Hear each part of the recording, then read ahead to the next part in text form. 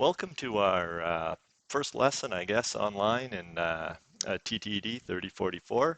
And this is going to be common woods in the BC high school shop. So we're going to be trying to learn how to identify some of the woods that you're going to see in your high school shop if you walk in there. Theoretically, they're all laid out on the shelf with name tags on them, and you can find the different wood species, but it's quite possible that you're going into a shop that maybe hasn't been that organized. The teacher may have been forced to leave due to an illness, or they may just have been really tired and they were retired and they knew where all the wood was, but they didn't label it for you, and now they're off enjoying the retirement down in Mexico, and you've got to sort it all out.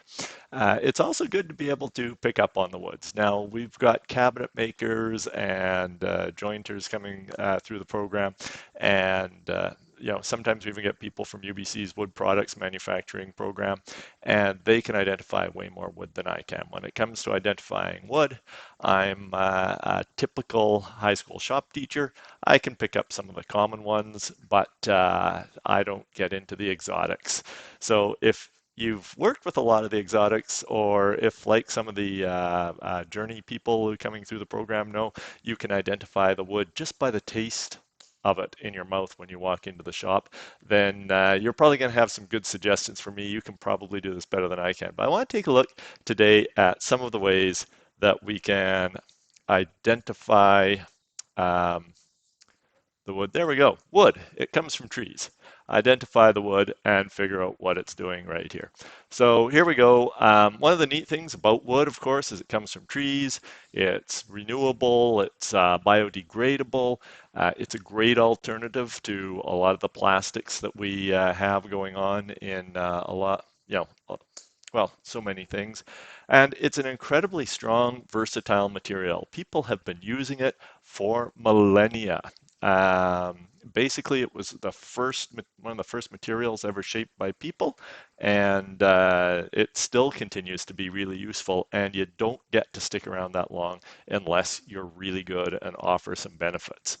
And one of the things that makes it really neat is, of course, that it grows in different climates. As a result, different woods have different properties, different availability, different costs. So knowing a little bit about the wood, how to identify it, and where it comes from, why it's different, is going to be a really important thing for you to be able to share with your students when you're teaching high school.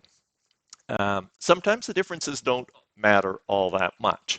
So if you go into a lumber store, you'll see 2x4s labeled as SPF, meaning that they're spruce, pine, or fir.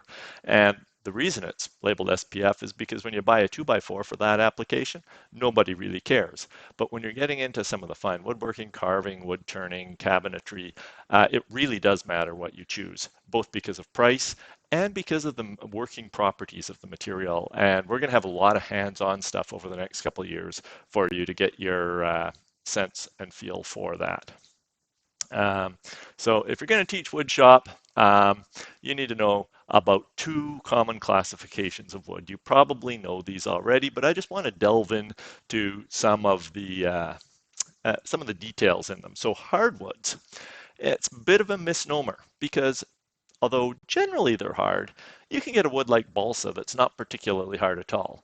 So hardwoods have a vague recollection to their hardness. It's not tied that closely. In fact, they're identified biologically by angiosperms. Okay, how the seed is held. I'll talk more about that in just a minute. They're deciduous. Okay, the fancy $5 word for meaning that their leaves fall off in winter in temperate climates. In tropical climates, a little bit different, and also a broadleaf as opposed to needles. So lo and behold, a hardwood. We also have softwoods, and not all of them are soft. You can get some very, very strong, very hard softwoods if you dry them up and look after them properly. Again, fancy word that you're not going to use a lot with your students. You're not going to say, hey, go get me a gymnosperm. No, no, no, no, that's an angiosperm.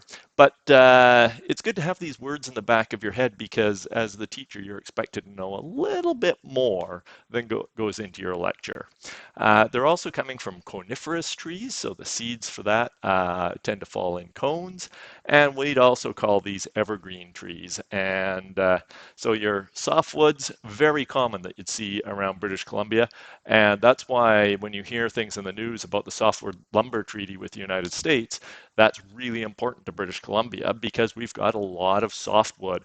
And this is quite commonly used to make the 2x4s for construction, a lot of pulp and paper work, whereas the hardwoods tend to be more reserved for cabinetry and fine woodworking. So we used a couple of these terms that you're never really going to use with your high school students that much, but it's important for you to know, not so much because we're into the Latin, but because of what the terms represent. So our gymnosperms, our softwood, the word comes from the Greek. And gym, if you think about ancient Greek times and the original Olympics, gyms were associated with bare or nakedness. Um, and in fact, the Olympics are looking to improve their ratings. They could, never mind, not going there. From the bare or naked seeds. And the softwoods have cones. So, like so, while the hardwoods have nuts, and we'll talk about that in just a moment. And what's really cool about these is this is a really ancient form of life. The gymnosperms, the softwoods, have been around for 275 million years. So they've been around a lot longer than the hardwoods have, a lot longer than humans have, that's for sure. And even longer than the dinosaurs have. They were around 60 million years, if you can wrap your head around that, even before the dinosaurs were. So they have fairly simple structures because when they started to grow, they they had the whole world to colonize, and it was fairly simple to do at the time. So they didn't need to be really fancy or really specialized, and so they just went from the most efficient way to do things, the needle-like leaves, um, and excurrent structure. So if you think about that, when you look at those pine trees and the spruce trees, all the branches tend to come off the main trunk. If you look at a hardwood tree, the branch will come off the main trunk and then it'll branch again and then it'll branch again in a fractal pattern, to use the mathematical term. So we've got excurrent structure and definitely a simpler internal structure in our gymnosperms, in our softwoods. So we'll talk about the internal structures in a bit because that's what we're going to use to identify our woods. Because when they're sitting there as lumber on the shelf, you really have no idea whether they had needles on them or cones on them or anything like that. This is great if you're out walking through the forest. You can say, hey, that's a gymnosperm over there. Because you may be lacking for conversation in your next walk in the forest. There aren't as many species of gymnosperms as there are as angiosperms. Not as many softwoods as there are hardwoods. There's probably more of them around the world, but not as much differentiation, not as many different species. So if you look at what goes into world lumber, about 80% of it is softwood. They tend to grow a little faster. Uh, anyways, price, however, uh, that's 80% by volume, not 80% by price. So I was talking about the excurrent and the dendritic structures and stole an image from Identifying Wood by Hoadley. And you'll see me refer to Hoadley and his books, Identifying Wood and Understanding Wood, quite a bit in this presentation. He's a real expert in the field. And if you get a chance to pick up Identifying Wood and Understanding Wood by Hoadley, just fabulous reads if you're going to be working with wood. And as a shop teacher, technology education teacher, you're probably going to be working with wood quite a bit in your next 30 years. So here's the image that he had to illustrate the softwoods, hardwoods, and the woody monocots down here. And this is the excurrent structure. This, uh-oh, there we go, is my dendritic structure. New screen. Do you like that? Whee! Drop, drop, drop, drop. And over here, of course, We have the retirement structure because the only time you're going to see this tree is on your holidays and when you're retired from teaching. At least if you're teaching in British Columbia. You go take a job down in Hawaii, they would love to have you there. There's plenty of job openings, and you can see woody monocots all you want. All right, now we also talked about gymnosperms and angiosperms. So if you think about the hardwoods tend to have names like cherry and apple and walnut. And we're talking about the fruits, but this is how the tree reproduces. And when the tree goes to reproduce, it has its seed wrapped up in a protective wall. Very complex seed structure. And the idea being, of course, is that all of this stuff that goes around the seed is not only protecting the seed, providing nutrient to the seed, but maybe incentive for a bear to come through your backyard and eat your plums. And so it eats your plums, seeds and all, and walks out into the woods. Bears do what they do in the woods. What does a bear do in the woods? Never mind. And they distribute the seeds. So all sorts of different ways to fit into ecological niches because they had to come up with a way to be competitive because the gymnosperms and their simple seeds were all around first. So when you look at some of the original gymnosperms that were out there, well, all the gymnosperms, very simple seeds. Now, don't worry about all these names. You know, those words I might put on a test just to see if you're paying attention in the lesson. These are great if you're going into biology. You're teaching biology, learn all the fancy names in here. All you need to know is gymno, think of the gym, but think of everybody naked. And that's your softwoods, and angiosperms protected, that's your hardwoods. Okay, so here's some of our angiosperms that you'll see around. And, cherry. Cherry is a hardwood, and there's cherries, and you can see that there is a protected seed in there. It's wrapped around that. And as a result, we grow lots of cherries, and we distribute the seeds all over the place. Another way to keep in mind that angiosperms are hardwoods is that they both have an A in them. So there you go. That's leading you off right there. Um, Vessel or container, like we're saying, it's wrapped around. Now, these ones only evolved 135 million years ago. So fairly recent in the evolutionary tree, but hugely complex. There was a time where things were just diverging like crazy and evolution was happening amazingly. And so there were a whole bunch of angiosperms that developed at that time. And within that group of angiosperms, because there's a whole bunch of other things other than just trees, we're going to focus on dicots, two initial seed leaves. Again, you don't see this growing when it's on the shelf, but just a little bit of the background and the biology and what we're looking at.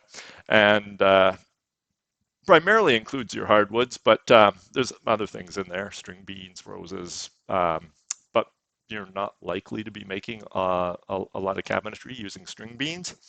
And we are going to ignore the woody monocots, as I said, the palm trees and that sort, just because they're not really being used in shops in British Columbia a lot.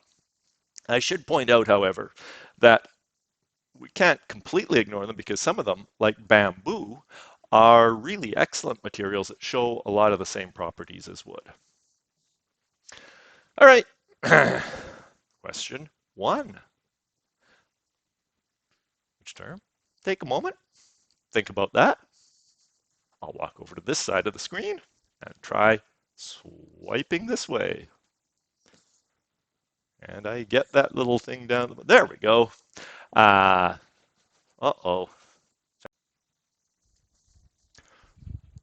Right. I think we've got that fixed. Question number two.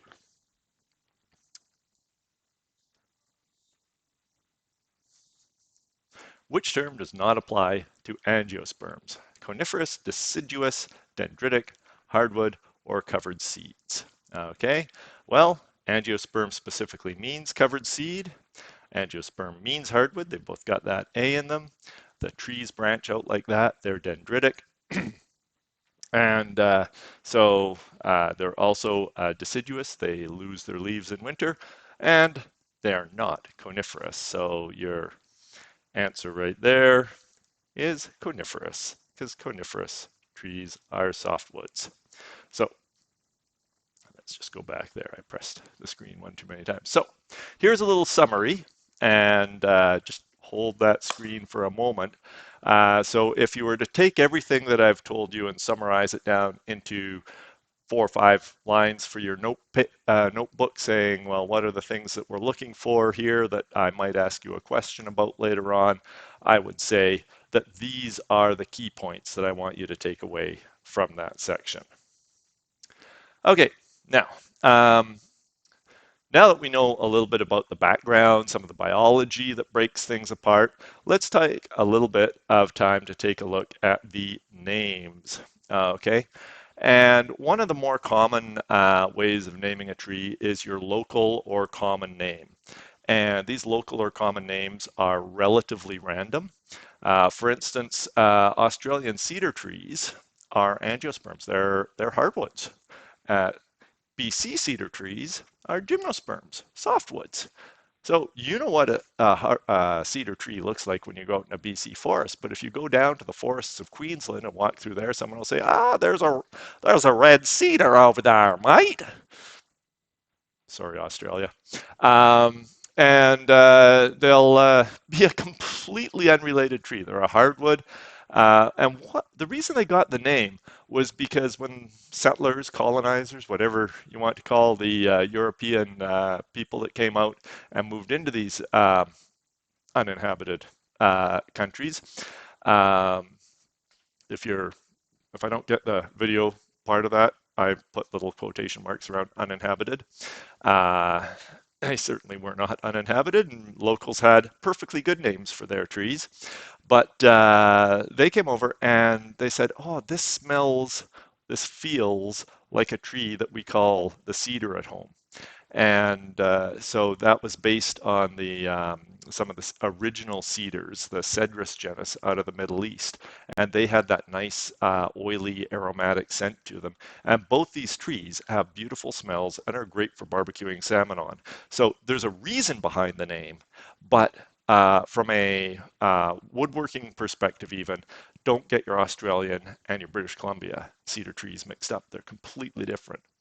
And closer to home, the Douglas fir is not a fir. There are a whole group of trees called firs, but not only is it not a fir, but if you go down to Oregon, they're going to tell you what is a British Columbia Douglas fir tree is actually an Oregon pine tree. And somewhere in there, you're going to find people that also refer to it as a Douglas spruce or a big cone spruce. So Douglas fir, not a fir at all, fir tree at all. It's let's see here. So there's trade names. Now the trade names make a little bit more sense. Okay, so the local or common names, that's just whatever who lives in that region calls that tree. And so the trade names make a little more sense. That's when you go into the lumber store and say, I want some maple. But if you go into this tree store and ask for maple, they're going to say, well, what type of maple? Because there's a whole bunch of different types of maple. So you can include lots of different species in there. You can get some characteristics that are similar between species. So for instance, if you need 2x4 studs, who cares if they're spruce, pine, or fir? But if you go in for maple and they say, great, here's our lowest price maple, and you walk out of there expecting that you're going to get bird's eye maple, there's a difference between those two types of maple. But there we go. You can have white maple, the sapwood of sugar maple, but if it's really figured and beautiful, it's going to cost you several times more because you'll be able to use it to make fancy things. So what we're going to talk about in today's lab is something that you won't use in the shop all that often, but is important to know because it helps you develop your understanding of what's going on with the woods and how they fit together into this overall hierarchy of the world. And that's the scientific names. Very specific and make you sound smart. Okay, so our scientific names. Now, this is based on something called Linnaean taxonomy. And those of you who took biology 11 or biology 12 or first year biology at university probably had Linnaean taxonomy. Um, well, I won't say rammed down your throat, but at least an introduction to it. Because just as Mendeleev did an amazing job sorting out the periodic table that we were talking about last week when we took a look at steels and alloys, and we're going to look at again for talking about metals. In biology, Linnaeus did the same thing for how we sort out living things and put them in order. And so, yes, in terms of famous Swedish people, he's up there. Now, definitely ahead of the Sedins, um, but not up there with ABBA. Okay, so for instance, this is where we go with Linnaean taxonomy. So everything fits in a group, fits in a smaller group, fits in a smaller group, fits in a smaller group, and finally you come down to that one single genus and species. So when we talk about people being Homo sapiens, the genus is Homo and the species is sapiens. And I think we also got Homo sapiens sapiens in there somewhere. Eastern white pine, getting back to wood, is scientifically known as Plantae spermatophyta gymnospermae coniferalis pinus strobus. Sounds like the sort of crazy Roman guy that you'd love to hang out with on the weekend. Hey, Pinus strobus, how you doing? Let's go grab a beerus. Um, Now, we generally refer to them just the genus and the species because by the time you say Pinus strobus, we know that it's probably a cone-bearing tree, that it's a gymnosperm. The spermatophyta, it reproduces using seeds, um, and that it's a plant. There are plants that reproduce without seeds. It's pretty impressive. So this is all of those, and they break down, and eventually we come down to Pinus strobus, which in a trade name or common name is Eastern white pine. At least it's Eastern white pine in English. The Germans would have a common name for it. The French would have a common name for it. The Spanish would have a common name for it, all in their own languages. But it's generally agreed upon that if you say Pinus strobus, that everybody is going to know what you're talking about. It's one of the reasons why these terms are so important in science.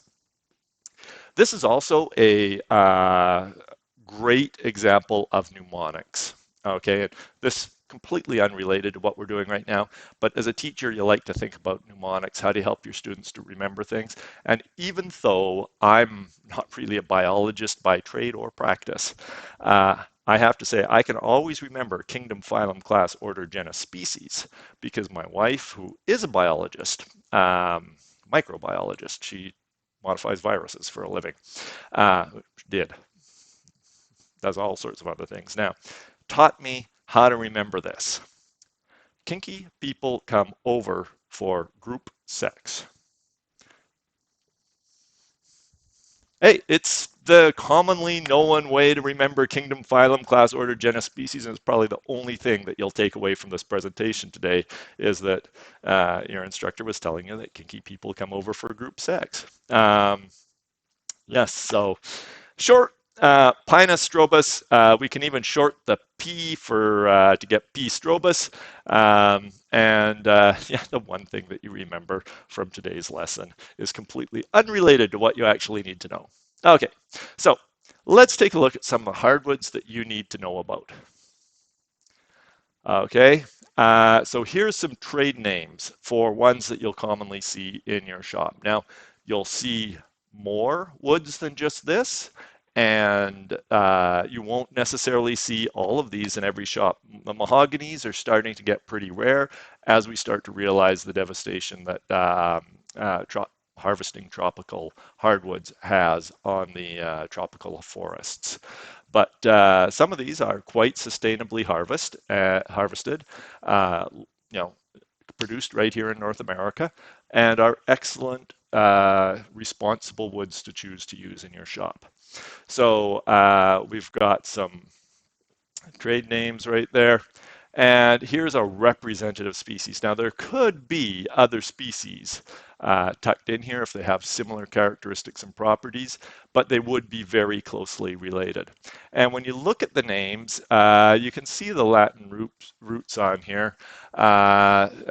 Quercus alba, our genus for the oaks, is the same genus, but we have different species within that genus. So alba for the white and rubra for the red. If you start thinking about that, that actually makes kind of sense. You feel pretty good knowing Latin like that. Uh, Ulmus rubra for alder. Well, we also often refer to our alder as a red alder. So there's the red alder right in there. Cherry, you can see prunus coming in there because cherries, if you think of them as little prunes, they're probably closely related to the prune trees. Maple, acer. Not related to the electronics company at all, but saccharum, uh, saccharin, sugar. So the sugar maple. So a lot of these names have meanings to them. Where are we down here? And sometimes we get down to this point where it just says SPP, and it means that there's lots of slightly different species in there. So if you go to buy a Honduran mahogany or a Philippine mahogany, you're buying a genus, but there'd be multiple species underneath that genus that are, roughly the same, but maybe grow in a slightly different part of the tropical forest and have, slightly different properties, but not so different that you would be able to tell them apart in general woodworking type applications. Some of the softwoods that you're going to be working with. Okay, very common for people familiar with British Columbia forests and the British Columbia forest industry, which has formed a large part of our economy for a long time. And now, thankfully, we're starting to realize that forests are good for more than just harvesting. They're fabulous for tourism, and we're protecting some of our old growth stands. But Douglas firs, pine trees. Remember, the Douglas fir is not really a fir tree at all, but we'll talk about that in a moment. Our red cedars, our yellow cedars, beautiful wood for carving that, and spruce. So you can see our spruce, pine, and fir right in there, even though Douglas fir theoretically is. There we go. And here's some of our representative species. Pseudotsuga menzisu. And if I recall, the suga refers to the firs, and pseudo means kind of like but not. The pine trees, Pinus, and within the Pinus genus, there'd be a whole bunch of different pines. So we talked about the western white pines. This is Pinus monticola. I don't know exactly which one that is off the top of my head. Red cedar, really nice sounding name, Thuja plicata. Yellow cedar. Why did my screen just do that? There we go. Um, there's a laser projector right up there, and I'm still learning that if I wave things the wrong way, it picks up what I'm doing and misinterprets what I want it to do. Yellow cedar, Nootkaensis, of course, because it was harvested from the land of the Nootka people. It's like, yeah, we're just going to come in and take your wood. No worries about that. We'll take a few other things while we're at it. It's not the proudest moment in Western civilization's history. Spruce, Picea glauca. And within those woods, within those species, when we start talking about how it all comes together at an even more micro, micro not microbial, microbiological level, at the chemical level of how the plants come together and why we've got all of this and how it comes together inside the tree is we want to know about cellulose and lignin, two of the main chemicals that make up the trees. Now, cellulose is really important because we don't just use trees from our forests for making lumber. Uh, we do, it's a great use for them. But we also use them for making paper and paper products. And the first step of that is to generate pulp. And what they actually do in a pulp mill is they try to knock all of the lignin out because the lignin is the glue that holds the cellulose together. And so what they're trying to do is once they've isolated the cellulose, then they can use that and rework it into making paper. Right now, there's a lot of research going on to say, well, what do we do with the lignin? Because right now, a lot of that is just getting burned off, but maybe we can come up with some useful products for that too. So basically, you can think of this, and you'll often hear me refer to wood as nature's carbon fiber, because wood very much is a composite material. You have cellulose, the main structural element. Its fibers, they're very strong. They're embedded in a matrix. So with carbon fiber, you have carbon fibers that are very strong embedded in an epoxy matrix.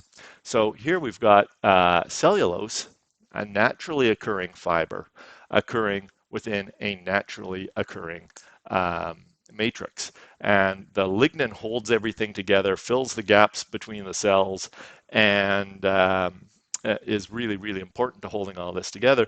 But the cellulose can then be formed to create all sorts of interesting structures. Now, there's more going on in there. There's a hemicellulose and that. But if you think of the wood, all of your structures as being made up of cellulose and lignin, then you've got a general idea of how it all comes together and why you'll hear me repeatedly say wood is nature's carbon fiber. And in fact, if you've got kids in your shop wanting to build things out of carbon fiber, get them to build them out of wood first because you're going to get 80% of the performance characteristics of carbon fiber if you do a good job using wood, with about 10% of the hassle and 10% of the cost. So great way to get started. I've built robots. I've built electrothon race cars with kids, radio control airplanes, all of these different applications that you'd think that you might need, fancy high-tech materials for. We've built wooden robots that have smashed through aluminum robots, even though we weren't supposed to be smashing robots at the time. Hey, if you're robot dense, that's your problem. So, more fancy words that you can use going on here. Of course, we know about photosynthesis, the combination of water from the ground, carbon dioxide from the atmosphere, sunlight comes down and hits that, and the result is we turn it into carbohydrates and oxygen. And really, that's an important thing to know because that's the basis of all life on Earth. If photosynthesis stops happening, the plants die, and if plants die, we die. Takes a little while. Photosynthesis happens in tiny cells in the ocean. It happens in the grass in your lawn. It happens in the farmers' fields, and it happens in the forests. So really, really critical action. Water, carbon dioxide. It sucks carbon dioxide out of the atmosphere, turns it into carbohydrates, and replaces that carbon dioxide that had been in the atmosphere with oxygen, which is pretty important to us humans too for all sorts of reasons. So when you hear people talk about the importance of the forests intact and how they're the lungs of the planet, it's a little bit of an exaggeration. The photosynthesis taking place amongst microcellular creatures in the ocean, monocellular creatures and tiny little things in the ocean actually is a bigger contribution to fighting global warming than the forests are, but the forests are a big contributor and we need trees, okay? It's also the source of all the food energy on Earth. And yes, there are weird exceptions. So things live in really weird environments. Anyway, photosynthesis would not happen without chlorophyll. It's the catalyst that makes it all happen. So a catalyst is something that makes a reaction occur but doesn't get consumed in the reaction. So in this case, water, CO2, and sunlight are what goes into the reaction. They get consumed to produce carbohydrates and oxygen. The carbohydrates store the energy that came in the sunlight. The photosynthesis gets involved in the reaction and makes it happen, but the photosynthesis, the chlorophyll gets involved, makes the reaction happen, but it doesn't get destroyed or consumed in the reaction. And that's the definition of your catalyst. Now, the interesting thing about the chlorophyll is that it absorbs red and blue light preferentially. And if you think about the color spectrum, if you absorb all the red and all the blue and you only reflect one color, well, then you're reflecting green. So that's what, when you look at a plant and it looks green, that's just because the red and the blue light is being absorbed and the green's being reflected. Now, there are a few plants that look red or something like that, slightly different structures and forms of chlorophyll and how it all works. But generally, if plants are green, it's because of the chlorophyll. All right, question time. Let's see if we can make this work here. Correct scientific name and formatting.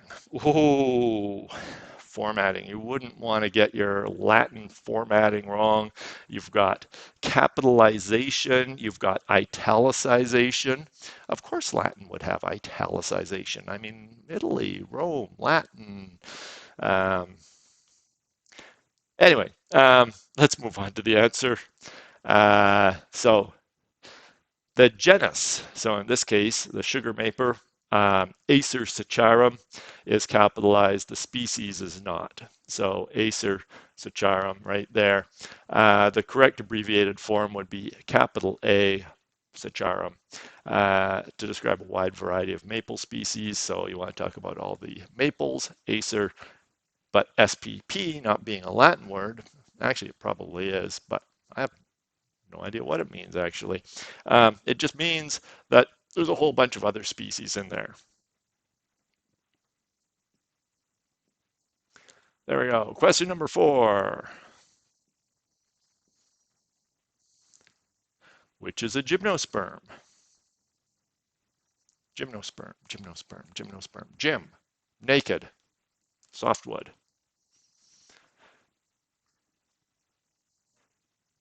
Saccharum, we just talked about that. Maple tree. Okay, no, it's got leaves, it falls off. Douglas fir, okay, yeah, Douglas fir, common in our forests, cones and needles.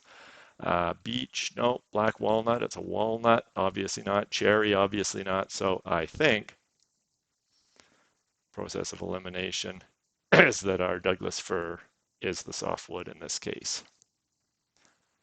Okay. Whew. Now, if you need to press pause, go ahead and press pause. That's why I'm pre-recording the video. Go get a fresh cup of coffee because I like the sound of my voice. I can keep going for quite a while like this. We've got the anatomy of a tree. And again, I've borrowed this drawing from Hoadley's book.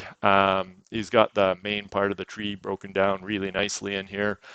We've got the crown, the stem, the roots, the saps going upwards through here. You know, springtime happens and all the energy has been stored up in the roots from the previous year, and water's flowing now because everything's thawed and it's all coming up through the tree, and you get this big growth at the beginning of the year, which we're going to talk about when we start slicing the end green open and taking a look in the tree. It's carrying everything out as the leaves start to grow. Springtime is an exciting time to be a tree. And a lot of that excitement takes place in the sapwood, which rings around the outside of the tree. That's your living part of the tree. It's lighter colored when you take a look at a piece of wood. It's carrying the nutrients up. It's storing food energy in these things called parenchyma cells, which we'll take a look at when we're slicing the wood open. In the middle of the tree, you have the heartwood. Now, the heartwood used to be sapwood. But because the tree keeps growing and it really only needs the sapwood, the living stuff to be on the outside, this is actually kind of dead. And you've probably seen this in trees, like they can have the inside rotted out and still be standing because really that's just structural support. Eventually, if they keep rotting out from the inside, they won't have enough structural support and they'll fall apart. But anyway, so we've got sap flow going up there. We've got energy being stored. The heartwood is former sapwood that's now being the structural support for the tree. Primarily to us, the heartwood is darker colored as opposed to lighter colored.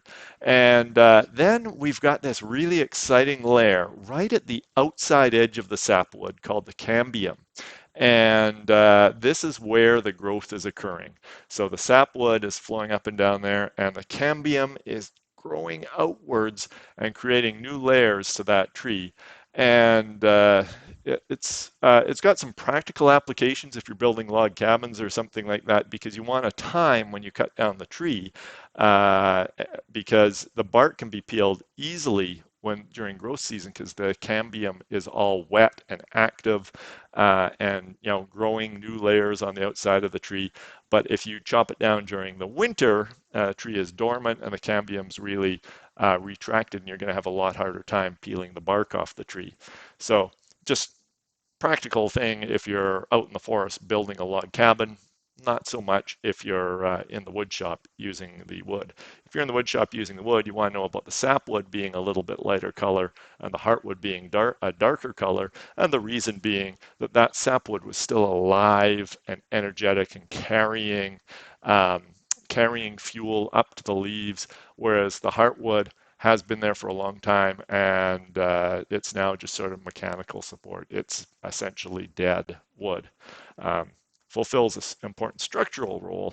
But here's a little cross section of what we're looking at right there. And again, from Hoadley, growth rings are a really important characteristic that you'll see when you cut a tree open. And so if you're looking at the end grain of the wood, okay, or the cross-sectional face, as we call it. You've chopped the wood right across here, and this is your tree looking down at it from the top. You've got the bark on the outside. There's that super thin cambium layer right in. Well, hey, I zoomed in and wasn't even trying to. Come on, zoom back out. Thank you. Don't go ahead on touch screens. There we go. Um, Bark, cambium, there's our sapwood right in there. Now, it's not only one growth ring in there, like in this one, you can see there's one, two, three. Okay, sure, zoom in. One, two, three, four, five, six, seven, eight. Uh, this one's got about 8 years growth of sapwood in it in this diagram. And then we've got the heartwood right in here, and that very first part of the tree that grew up right in there, at the very, very center of the tree, that's your pith. And it's important to understand a little bit about the structure of the tree and to think about this because it does affect, first of all, how the mill cuts the tree to give you different grains of wood, and you get different qualities in there. So, for instance, if you take a 2x4 out of this middle part right in here, oh, let me draw the 2x4 on there. I can do this. This is going to be fun trying to piece everything together with the audio and the video to make this work. But I've got this little pen right on here, and I can highlight things with it. So out here, we've got sapwood, and then in here, we've got heartwood, all sort of right through here. But down here is the pith.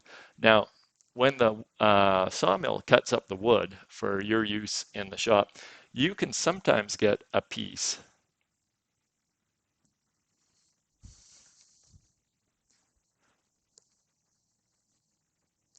Where did that go? Anatomy of a tree.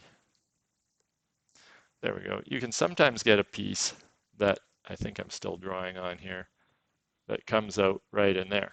Now, if you get that piece of wood, you can see that your grain and that wood is really, really bent. Whereas if you get a piece of wood that was cut out over here, okay, now first of all, you'll see a little change in color in it, which might be nice depending on your application because you'll go from heartwood to sapwood.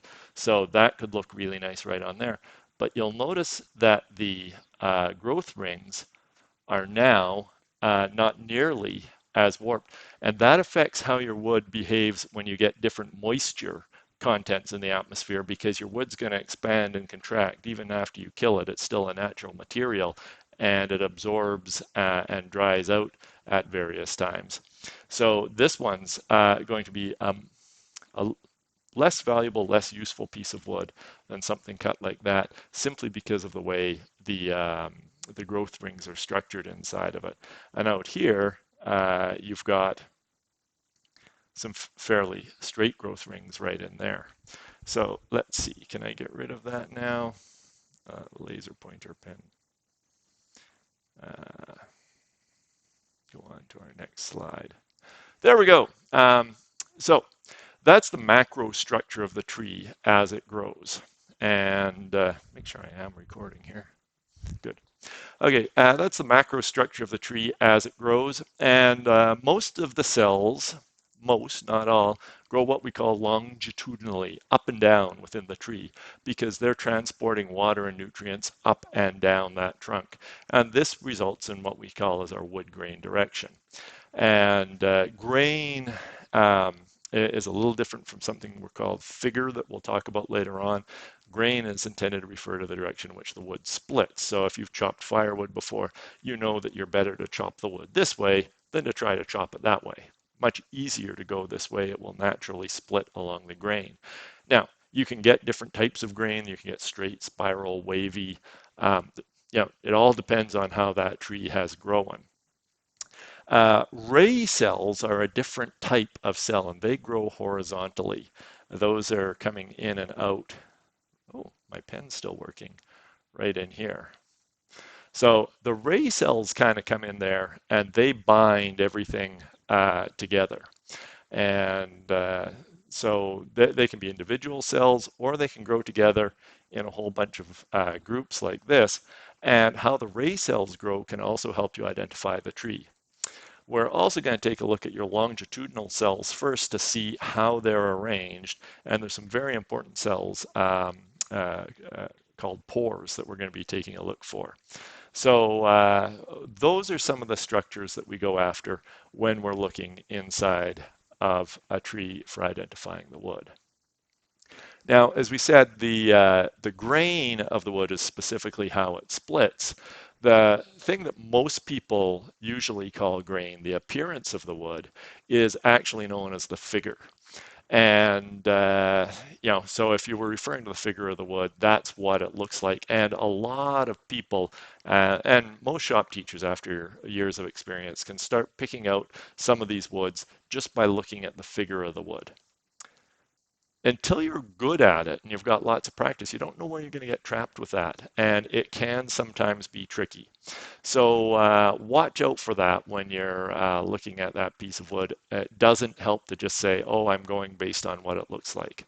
So you're going to see differences in here between the early wood and the late wood that are going to reflect themselves in slightly different colors as you go from the sapwood to the heartwood. So let's see, this piece of black walnut might be showing it the best right along this line right here. You can see it's a little bit lighter over here and a little bit darker over here. And that could be a difference between the sapwood and the heartwood right there.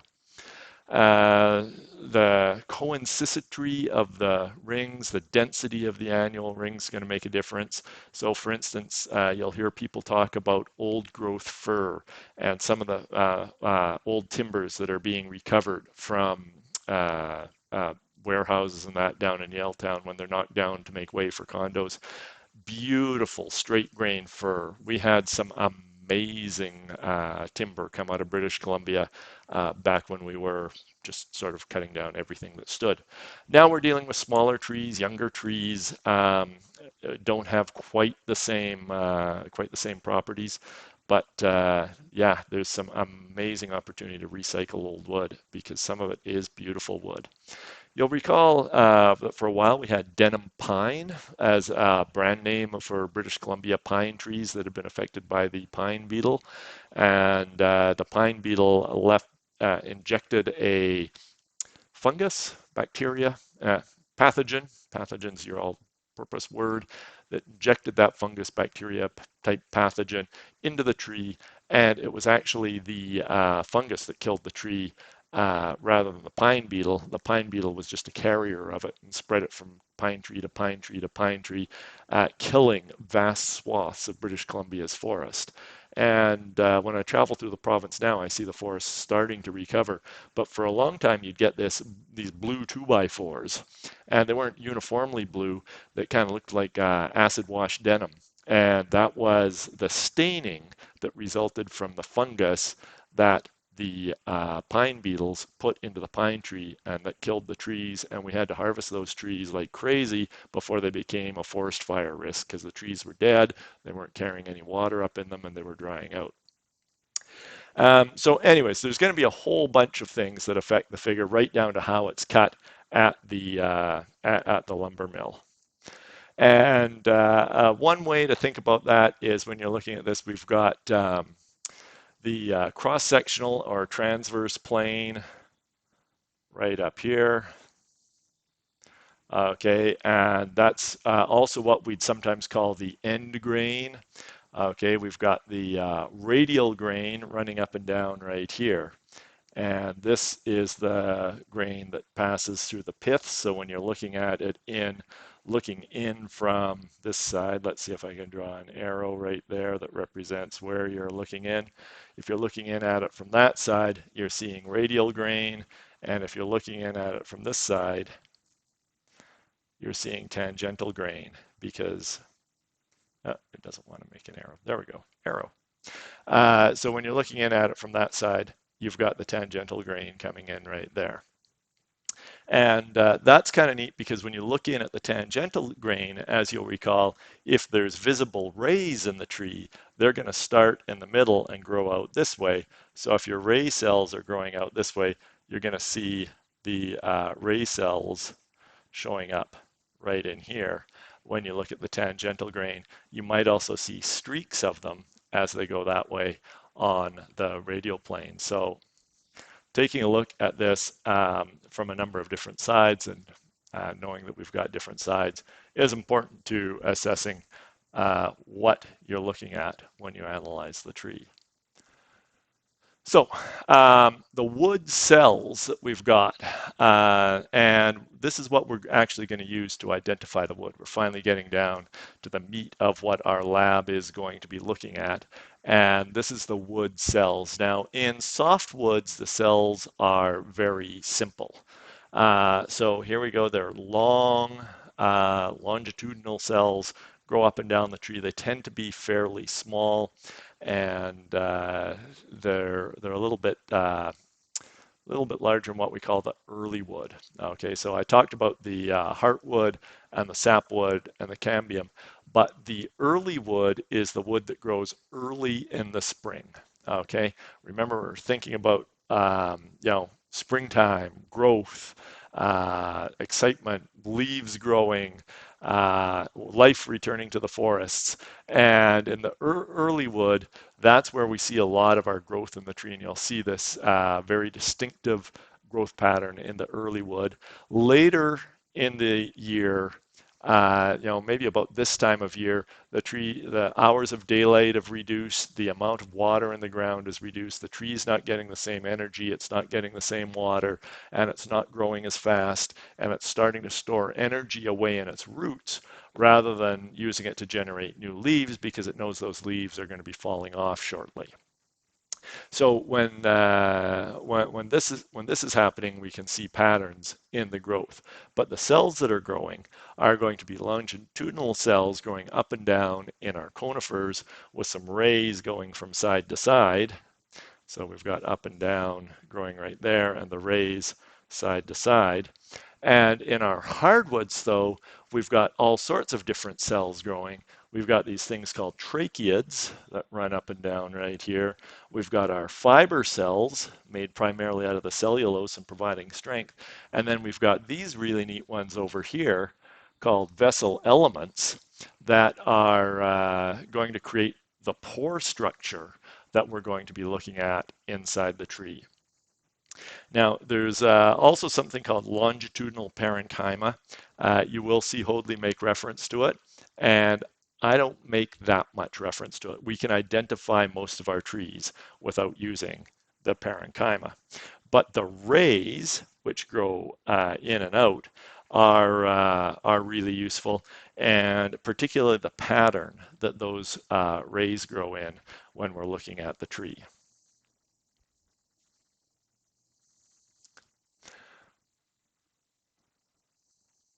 So the vessel elements in a hardwood, I was already talking about that. They're very specialized. They've got these open-ended cells that create pores when you look at them from the end. And the size is pretty tiny, but very indicative of what you're looking at. And cut transversely, so you cut right across them. And some of them will contain tylosis, a material that fills the pore.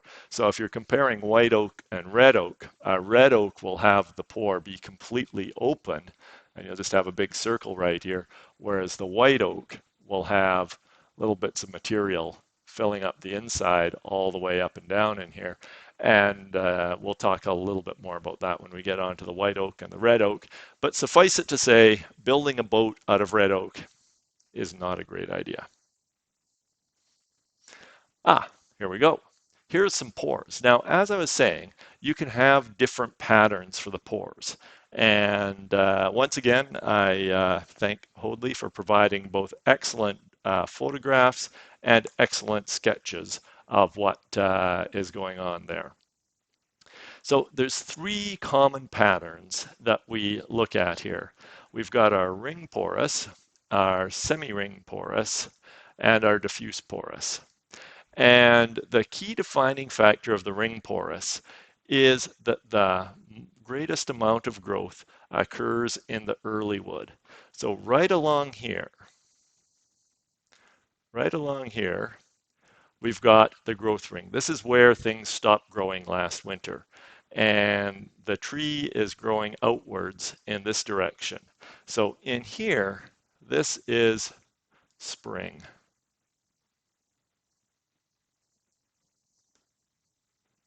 Don't get too fancy with what I'm doing. That should just say spring in there. Just pretend that says spring because it's growing in spring right here.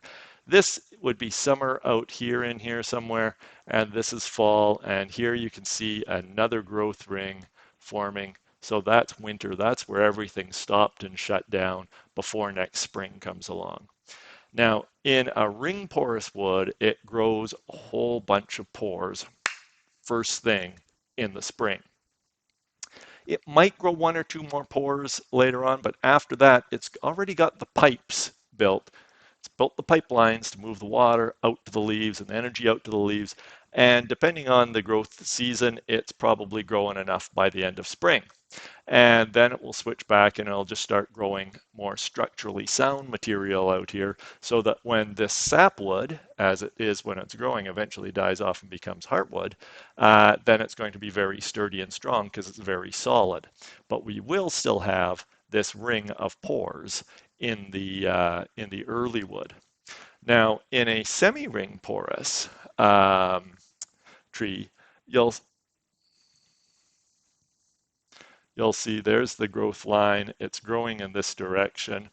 And what happens isn't that burst of pores right there, but you'll notice that the diameter of the pores right here, okay, as you move through the year reduces. So the pores in here at the beginning are larger than the ones at the end. So it's that size transition rather than anything else that makes a wood semi-ring porous. So it starts out with big pipelines, and by the end of the year, it's growing smaller pipelines. This one starts out with a whole bunch of pipelines and almost none later in the year. This one starts out with big ones. They shrink down later in the year. And a diffuse porous just keeps growing roughly similarly sized pores all throughout the year. So you can see there's not really a lot of change in the diameter of those pores. And this is what down here on the bottom half of the screen you'd see if you were looking at that.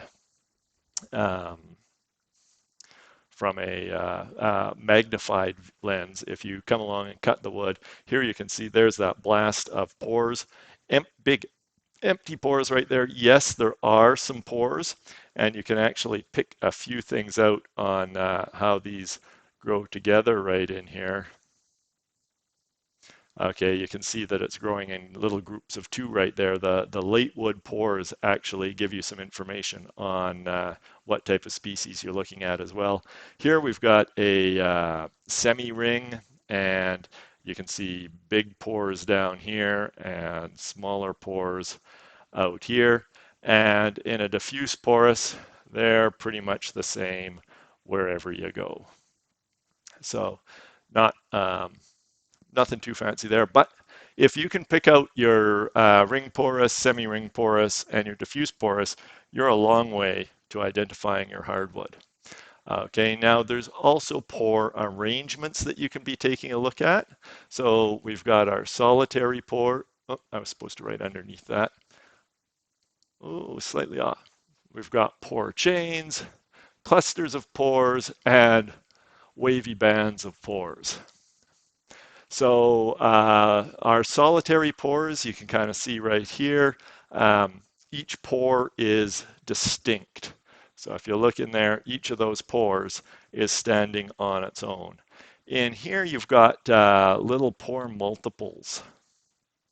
Okay, so right in there, you've got two pores joined together. And over here, you've got bands of pores growing together like that. They kind of come together in groups and grow together with each other. Down here, you've got those wavy bands. And here you've got nesting going on. So you can see a lot of the different pore structures coming together when you look at the end. And in addition to picking out what type of structure you've got, that's sort of the second thing that you look at in there.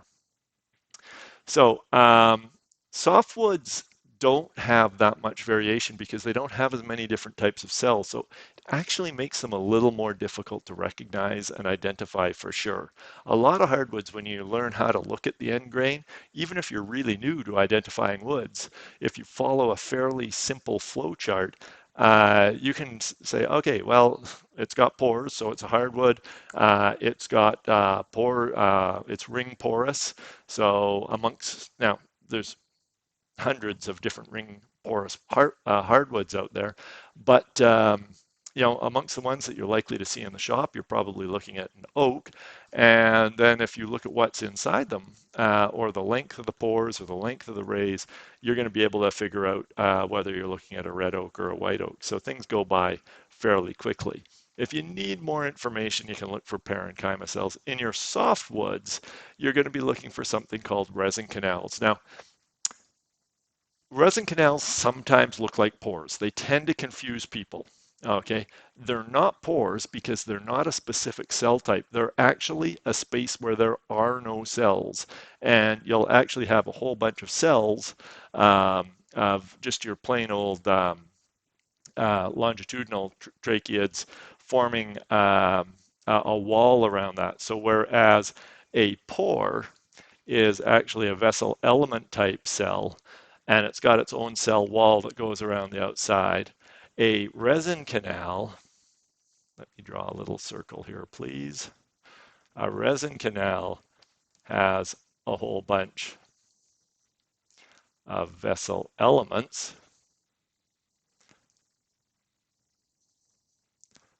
that form a circle, and the resin canal is right in the middle, and it's not actually a cell unto itself. It's just a hollow space in between the cells.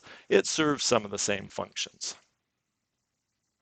just forms in quite a different way. If you get stuck on some of the woods, you'll see Hoadley will also start talking about the parenchyma, and it can be helpful. And you can see he's got a number of different terms for it that he'll refer to in his books. And so this is where you're looking at the little dots right in there that come together in between the pores. So coming in right here, we've got little dots coming out to the sides right here. Okay. Uh, right in here, the little bit of fuzz that goes around some of the tiny pores. And down in here, marginal or terminal parenchyma grows right here at the edge at the end of the growing season. There's some beautiful banded parenchyma that runs right across here. And that's going to be part of what makes a really nice piece of wood look really fancy, and why some wood gets sliced up and turned into veneer for making fancy furniture, and other wood just gets used for making the frame of your fancy furniture. Your rays are also going to make a huge difference in your identification. Now, keep in mind that your annual growth rings are running up and down in the tree. The rays run perpendicular to that, okay? And you can best see those on the tangential faces, sometimes as flecks, and the length and distribution really makes a difference. So, for instance, in maple, and that when it gets blown up is not that great of a view of maple, but you can see we've got barely visible, really tiny little rays coming out there. Whereas in beech, which is also a diffuse porous hardwood, so it's, when you look at the end grain, it's sometimes difficult to tell maple from beech, but when you look at the face grain out here, you'll see that you've got these rays running in a different pattern. They're a lot taller and much more visible. So when you're identifying maple and beech, a key distinguishing feature is going to be looking for the rays. And although that sounds really easy when I say it right now, it is difficult the first time you do it. It's not so bad the 10th time you do it. So one of the things we are going to do in our lab is we're just going to take a look at these samples and we're going to practice. And then you're going to work with wood for the next 2 years at BCIT, and then for probably the next 30 in your career as a technology education teacher. And after a while, you'll be like, yeah, that's obvious. That's beech, that's maple. Can't you tell just by looking at it? But when we start out, um, if you haven't worked with wood a lot, well, here's a blowing up view of the end grain of a piece of wood. Hardwood, softwood, plywood. I once sent a group of students off to Home Depot on a wood identification exercise, and on their list of questions they had, what would you use wood from the maple tree for? What would you use wood from the pine tree for? And then the third question is, what would you use wood from the ply tree for? And the students found the maple, they found the pine, but they asked one of the sales reps, what do you do with wood from the ply tree? And the sales rep was fairly junior. He didn't really know all that much. And so he went and asked his supervisor, he said, hey, do we have any wood from the ply tree in here? Kids were escorted from the store for wasting the young man's time. I felt kind of bad about that, but I think for those kids, it was the only time in their life that they'll ever actually get kicked out of a store. And I suspect they'll speak of it with pride and humor for the rest of their lives. But yes, he failed to see the humor in ply coming from the ply tree, plywood from the ply tree. This one, of course, we've got these giant, big, gaping pores right in here. And in fact, if we look at this as the growth ring running right along there, the tree is growing outwards in this direction, okay? And so what you see in here is you see huge pores growing in the springtime, and then almost right in here it completely shuts off. You might have a tiny little pore in here or two, but we've definitely got a ring porous, say it right, Jason, a ring porous hardwood coming together right in there. Okay, and the other thing that you'll quickly get to notice is that because these pores right in here are completely empty, that you're looking at a red oak instead of a white oak. If they were filled up, you would have a white oak. Okay, let's see, next image right here. Okay, so here's our growth lines coming right along here. So that's an annual ring, and that's an annual ring. And this one, it's pretty straight grained. It's hard to tell uh, just based on the curvature which way the tree is growing. But you can see it gets a little bit darker as the year goes on. So I'm thinking that this was the early wood in here, and this is the later wood where it's growing a bit slower. But it's really a bit more difficult to tell because you don't have any pores in it. Now, there are some little scratches and marks, and if we zoom in really closely, you might be able to see something. But I would say this is a softwood right here, okay? And although there might be finer elements, you'd need higher magnification than you're ever going to have sitting around in your shop to take a look at them. How about these ones? Okay, now when we look at these, the first thing we want to do is we want to pick out that growth line right there. There's a growth line that comes right along there. And then we want to take a look at which way was that tree likely growing. Now this one does have pores, so we want to say where are the biggest pores? Do the pores change in size over time?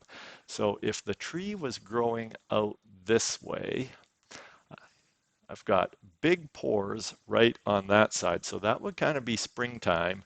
And on this side of the growth line, I've got small pores right in there. So that would probably be the fall, and we see a change in when those pores are growing. So when we see that change in size, you're looking at a semi-ring porous wood, and I think we've only got one semi-ring porous for you in this group. Now, a lot of people will take a look and say, oh, of course, it's black walnut, it's the dark one. You got to watch out if you get black walnut sapwood, it can be quite light colored. It looks quite a bit different. It's the heartwood of black walnut that is primarily that dark color. Let's take a look at these ones right in here. Okay, so here we can see growth ring really distinct. And you can see on this side of the growth ring over here, there's hardly any pores. That's just because we're getting into the late wood. But as we come along this way, we see the tree growing out to the next growth ring over here. And what we're looking at in there is the pores stay the same size.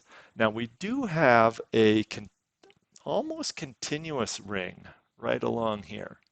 And it's interesting to see this one's not quite continuous, but almost. Some diffuse porous hardwoods will have a continuous ring right in that first layer. The first thing they do in the summer is they just grow pores. And then after that, they keep on growing. But what's key here is that the pores out here are the same size as the pores in here. Even if there's slightly fewer of them, they stay the same size all the way through, which gives us a diffuse porous. Okay, so like I say, that's a little bit of a trickier one, but it is all in there. Okay, let's take a look. What's in these pores? Cup of coffee, you're probably hoping if you're still sticking with us at this point. So again, when you're identifying the wood, take a look right here and say, okay, we got a lot of pores in there. This photo, it's a little hard to tell, but there's a growth ring running somewhere up and down in there. We've got a whole bunch of pores right in here. And those pores, there's an individual pore, and it's filled with something. Okay. Well, it's not cellulose. That's a chemical that makes up cell walls. It's not lignin. It's the chemical that holds all the cellulose together. It's not chlorophyll. That's the material that's in the leaves that is the catalyst for photosynthesis.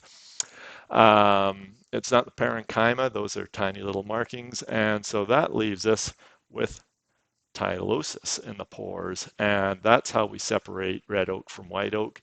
You'll recall that that's one of the ways. There are other ways that you can do this. So let's take a look. White dots in this photo. Okay. Now, very clear to see the growth rings on this one coming down right here. So this right in here, this was winter because it was dark. The wood was growing a little slower. On this side, we come to spring, so the tree is growing out in this direction. There's another growth ring coming right down there. And here we've got a white dot of some kind. Okay. Now, it's not regularly spaced. There's no regular pattern down here. Now, down in this corner, it almost does look like we're getting a regular pattern of some kind on uh, those cells. But those white dots, that regular pattern, I think what we're looking at right here are resin canals. Okay, because if they were pores, they'd be a little bit more there'd be more of them and they'd be more evenly spaced.